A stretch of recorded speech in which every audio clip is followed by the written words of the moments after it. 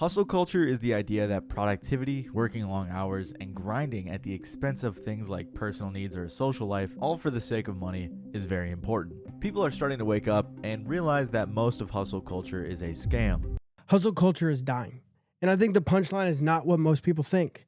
Because yes, the fake gurus, the rented Lamborghinis, the sleep is for losers mindset needed to go. But here's what I think a lot of people are missing, that just because hustle culture is dying doesn't mean that we're becoming healthier. Because some people aren't replacing hustle culture with purpose, they're replacing it with comfort. And that might sound better at first until you realize one generation might just be crushed by work, but the next one's going to be crippled by just avoiding responsibility their whole life. So maybe the problem itself was never hustle culture. Maybe the deeper problem is that we keep asking questions to answers that only God can give. Who am I? Why am I here? What makes my life valuable? And what am I supposed to do with what God has put in my hands? My name's Cody Kelly, and this is the Kingdom and Culture Podcast. And on this channel, we look at what's going on in the world, in culture, in conversation, in people's lives through a Christian perspective. And today, I want to react to a video on the death of hustle culture and ask the question that's underneath of it. If hustle culture is dying, what's taken its place? Let's get into it. Now, this video that I'm reacting to is called The Satisfying Death of Hustle Culture. And honestly, I think it makes a lot of really good points. People are tired of the fake business guru thing. They're tired of motivational clips that somehow always end with a course that you have to pay an absurd amount of money for.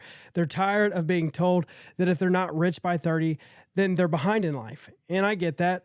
But if we follow Jesus, we have to go deeper than just saying hustle culture is bad. Because the answer is not work less.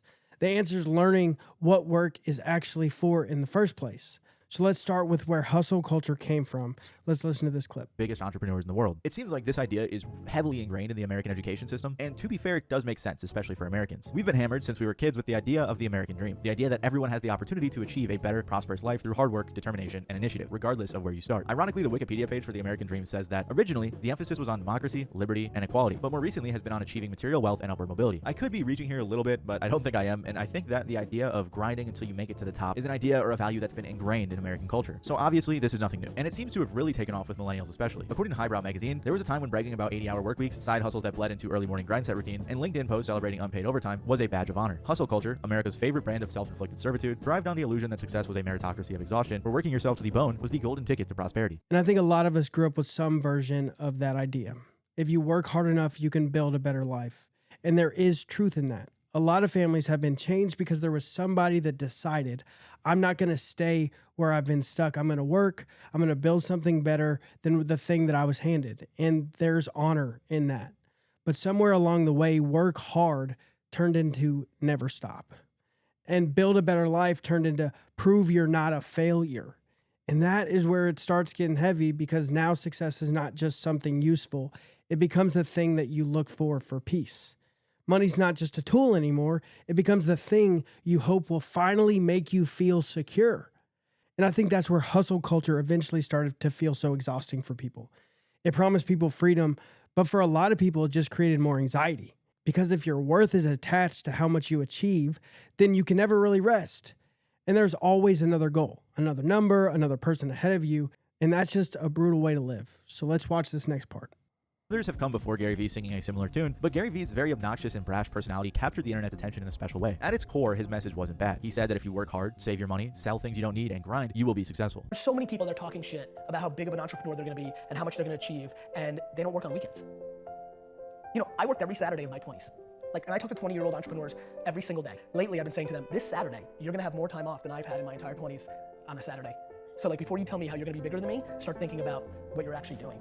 But he's also known for being a little bit ridiculous. My whole life is about knowing everything about 13-year-olds, but you're in the jungle with them. I have to watch from above.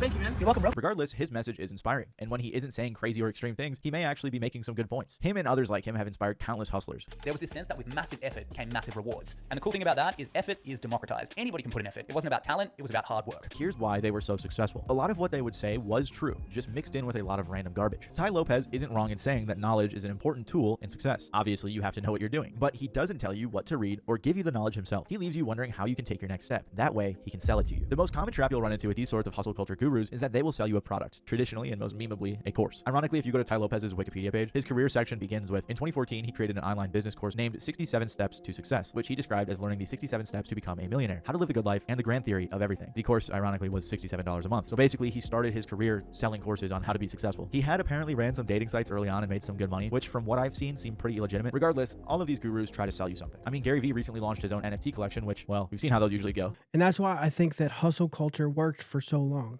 It wasn't all wrong. And that's what made it so powerful. If somebody was lying from the beginning, most people wouldn't have fallen for it. But there's enough truth in it to pull you in. Work hard, learn, be disciplined, and stop making excuses. Those things are good. The Bible is not anti-work. Scripture has a lot to say about laziness, diligence, stewardship, responsibility. I mean, heck, the Bible says if you don't work, you shouldn't eat. So following Jesus doesn't mean work doesn't matter. Work matters. But Jesus changes why we work. And I think this is the line that most people miss. There's a difference between working hard because you're being faithful and working hard because you're terrified of being a nobody. Following Jesus teaches me God gave me something to steward, so I'm going to do it faithfully. And hustle culture teaches me I have to build something big enough to prove that I matter. And those aren't the same thing. One gives you purpose, the other will eventually tear you down. But here's where it goes from misleading to genuinely destructive. Because the course selling part, it just makes it worse. The message starts to feel almost religious. It tells you what's wrong with your life. It tells you who can save you. It gives you a path to freedom. But the savior is usually a guy on the internet with a rented car and a landing page. And the path to freedom costs you just $67 a month. And that's why so many people are waking up. They've realized that a lot of these people aren't trying to help people. They're just trying to turn them into a profit. And people who follow Jesus should be able to call that for what it is. Selling people wisdom is one thing. Preying on insecure people who feel trapped is something else altogether. So let's watch what happens when this message targets young men specifically. Kid that goes to a church in Arkansas. He's 17. He started dropshipping 2 months ago. I don't know how many products he's tested, but it failed initially. He spent $1,000. He lost all his money. He saved up some money and tried again. So far this week, he's made $5,000 with 30% margin. So he's made his money back and then some. And he used the free course. It's free. And the truth is he's just a random kid from Arkansas, right? You're a random kid from Yeah, we're all random kids. If you're a guy in your 20s and you don't have a Lamborghini, you should actually sit down and have like a serious discussion with yourself as to why you don't have a Lambo. Yep. Because I realize now that it's so incredibly easy. And this is the kind of clip that shows exactly why so many young guys are messed up by this stuff. If you're a guy in your 20s and you don't have a Lambo, you need to ask yourself why. And that's ridiculous. But it works because it hits a nerve. A young guy hears that and starts thinking, maybe everyone else is figuring it out and I'm just not. Maybe I'm behind. Maybe I'm wasting my life. And then the same guy who made you feel behind conveniently has the course to sell you to fix that. That's not motivation, that's manipulation. Now, let me be direct. A man who builds his life on shame is building it on sand. It might hold for a while. It might get you moving. It might even make you successful, whatever that means. But eventually, it breaks because shame is a terrible foundation for life. Men do need to be challenged. A lot of men need somebody to look at them in the eye and say, get up, take responsibility, stop drifting. That's good. But there's a difference between calling a man higher and making him feel worthless unless he performs. Jesus doesn't build men by humiliating them. He calls them, and that's different. He doesn't say you're worthless unless you get rich. He says, follow me. And that gives a man something much deeper to hold on to than insecurity to build his life on. So the question isn't, how hard should I grind? The question is, who told me I needed to? Because if I'm working to prove my worth, I'm already carrying a weight God never gave me. Let's listen to this next section. There are various problems that come with hustle culture, but let me be clear in first saying that I don't think it's all bad. I think that the idea of working hard and making smarter choices with your career or your finances and being successful are all good values, and I think it promotes a healthy lifestyle and goals. But what I don't like about hustle culture is when people take the idea of working hard and succeeding and then flip it into a, you need to work 24/7, you're lazy and pathetic if you don't, money is all that matters, cut off family and friends if they don't understand, and by the way, it's actually really easy to get rich, just buy my $100 course. Like we've seen throughout this video, the hustle culture gurus will bait you in with their amazing promises and vague knowledge bombs, just so you buy their course, books, or other products. Even with just watching their content regularly, you're helping them to make money. And the worst part about hustle culture is that it's permeated almost every single industry. Finance, manual labor, e-commerce, media, and many more. So hypothetically, if you want to succeed and you're looking into an industry that you're interested in, it's tough to avoid the pitfalls of falling for their empty promises. And this is by far the most toxic symptom of hustle culture. It's taking a good core value and stretching it to the extreme at the cost of your physical health, your mental health, your relationships, and everything else. And I think that's probably one of the strongest parts of the video because he says what a lot of people feel. Working hard is good. Making smart choices is good, but hustle culture takes that and stretches it until it starts to cost you your health and your relationships and your actual life. And that's the key. The problem is not work. The problem is work out of order.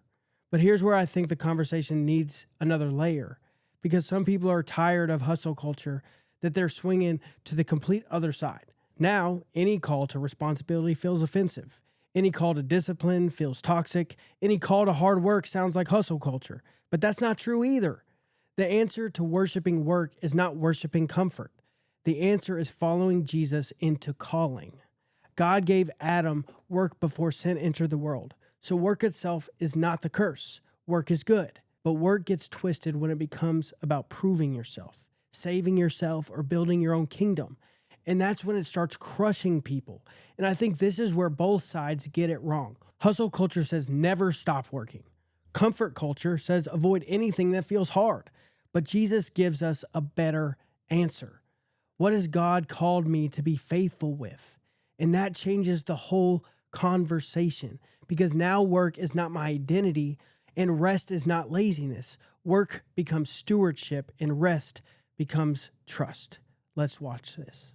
According to Aiden Harper, who created the 4-Day Workweek campaign in Europe, he said that hustle culture is toxic, saying it creates the assumption that the only value we have as human beings is our productivity capability, our ability to work, rather than our humanity. I saw a Reddit thread that summed up the evolution, or I guess the de-evolution of hustle culture fairly well. Someone said, the sad thing is, hustle culture was a positive thing. It originally meant hustle so that you can work your dream job or career, be comfortable financially, not necessarily rich, be kind to yourself, treat your body right, etc. Now hustle culture has become this weird toxic mess. The original poster responded saying, we went from work hard, play hard to an endless cycle of work even harder, maybe play later, but not really. Another toxic symptom of hustle culture is the gig economy, which has utilized the hype of hustle culture in the American dream to trick people into working for less. The gig economy consists of people who are often working a regular job too, doing things on the side like DoorDash, Uber, and things along those lines. However, one of the major flaws with things like this is that these people on average are often paid much less than your average wage worker. And while it's sold as a dream of working on your own time, usually in the long run you're better off actually starting your own thing rather than working for one of these companies. I won't go too in depth on this, and honestly I think the gig economy could be an entire video in and of itself, but it's very clear that companies and rich people are taking advantage of hustle culture. Like the New York Times said, hustle culture's virtues of relentless work remind me of nothing so much as Soviet-era propaganda, which promoted impossible seeming feats of worker productivity to motivate the labor force. Today's messages glorify personal profit, even if bosses and investors, not workers, are the ones capturing most of the gains. People are starting to prioritize their personal lives over their careers, and according to a study, 20% of people would take pay cuts if they could have a better work-life balance. Along with Gen Z entering the workforce, the COVID-19 pandemic forced nearly the entire world to stop what they were doing. It gave people the space to consider what they wanted out of work and life. Megan Carnegie of BBC News says that economic uncertainty and greater awareness of inequality can make both the ideas and language of the rise and grind mentality feel outdated and out of touch. In fact, every single article I've read about hustle culture's decline always points to the pandemic. Overnight, millions of workers, many of them loyal employees who had done everything right, were laid off via impersonal Zoom calls or even emails, left to navigate an economy that suddenly had no use for them. And this is where the whole thing gets dehumanizing.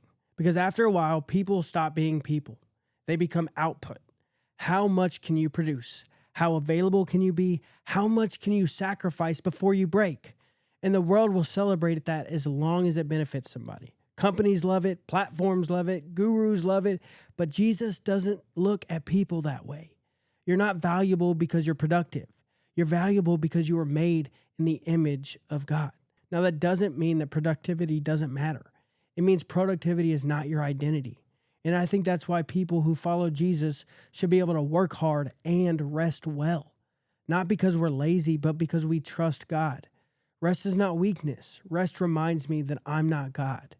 The world keeps moving when I stop. And honestly, some of us need that reminder. Because if you can't stop working without feeling like your life is falling apart, that might be a sign that work has taken a place it was never meant to have. And I think this is why Gen Z is rejecting hustle culture so hard. Some people hear that and immediately say, they're just lazy. And sure, sometimes that's true. Some people really do want comfort without responsibility. And I don't think that explains the whole thing either, though. A lot of young people watched adults give their whole lives to jobs that had no love for them. They watched people chase money and still be miserable. They watched success fail to deliver what it promised it would. So now they're asking, is this even worth it? And honestly, that's not a bad question, but it has to be answered the right way. Because if the answer is nothing matters, so just do whatever feels good, that's just hopelessness with better branding. That's not freedom. Jesus gives a better answer. Your life matters because God made you. Your work matters because God gives you an assignment. Your rest matters because you're not a machine. So no, we don't need hustle culture, but we also don't need comfort culture. We need calling. And here's where I land the plane. The original video ends with some good advice. Work hard, use wisdom, build better systems, don't sacrifice what matters the most. And I actually agree with most of that. But following Jesus takes it deeper, because the goal of life is not just finding your passion. The goal is faithfulness to God. Passion can change. Money can disappear. Success can disappoint you.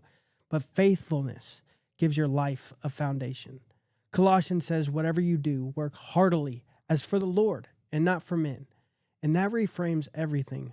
I work because God gave me something to steward, not because I need to prove I matter. I rest because I trust God, not because I don't care. And I build something because I already know who I am in Christ, not because I'm trying to become somebody. And that's the difference. Hustle culture is dying, and the fake version of it should die.